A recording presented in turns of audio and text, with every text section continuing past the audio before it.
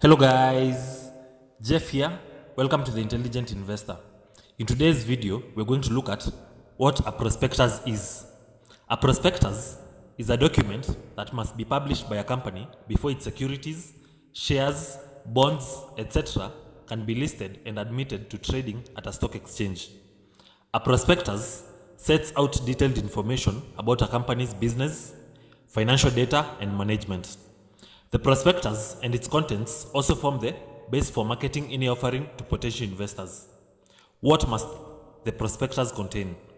The prospectus must contain information necessary for investors to make an informed analysis of the assets and liabilities, financial position, profit and losses, and prospects of the company, as well as the rights attached to the securities being offered.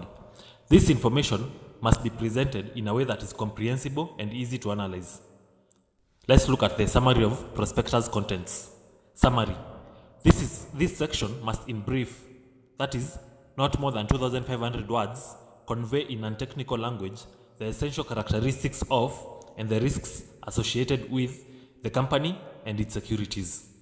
This will usually include a summary of the company, its strategy, its business and prospects, along with a summary of its financial information and the risk factors. Let's look at risk factors. Risk factors.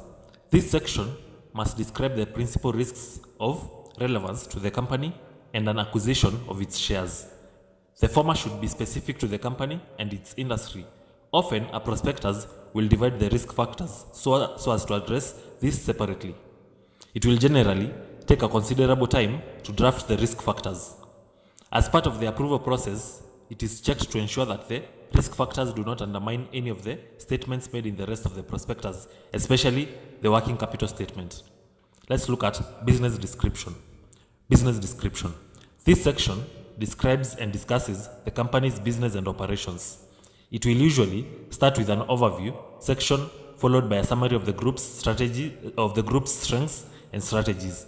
Following this, there will be a description of the principal products or services sold by the group, together with the details of where and how these are produced and sold, including information on the group's customers and suppliers.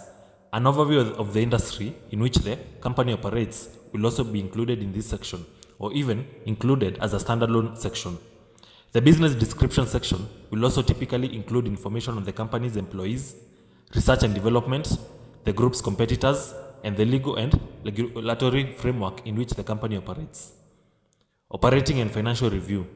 This section is intended to provide investors with the information necessary to enable them to assess the key drivers of the group's business of relevance to both past and future performance and to understand management's perception of these matters. The operating and financial review will also include a description and explanation of the trends in the financial information included in the prospectus, including by any business segment where appropriate, and a description of the company's sources and uses of liquidity and capital resources. Financial information. This section must include information about the company's assets and liabilities, financial position, and profit and losses for the 3 most recent financial years, as well as any interim results published. The financial information needs to be audited and prepared in accordance with IFRS or GAAP standards. As well as the historical information, the prospectus must include a pro forma table illustrating the effect of the initial public offer, the IPO, on the balance sheet and income statement. If the company wishes for, that is for marketing reasons, to include a profit forecast or estimate in its prospectus, that forecast or estimate must be reported on by an auditor, and that report must be included in the prospectus. Working capital and no significant change. The directors must make a working capital statement stating that the company has sufficient working capital for the requirements of its group for the 12 months following publication of the prospectus. In addition, the prospectus must include a statement confirming that there has been no significant change in the financial trading position of the group since the end of the last annual or interim financial period, or if there has been changes, include details. Other information about the company. This include dividend policy, material litigation, directors and senior management, related party transactions, major shareholders, terms of the share offering and share capital. Okay guys, we have reached to the end of this video. I hope you've enjoyed it.